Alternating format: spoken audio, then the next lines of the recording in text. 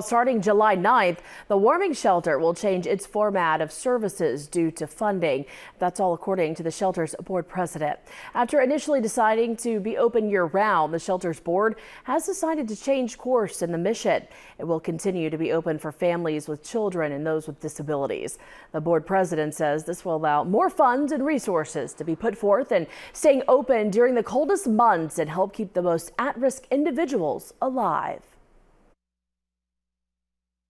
Looking at our mission to keep people alive, we're looking at, well, who's the most vulnerable?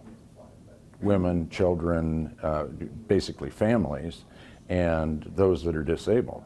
And so rather than closing completely, we're still trying to maintain that focus of keeping people alive.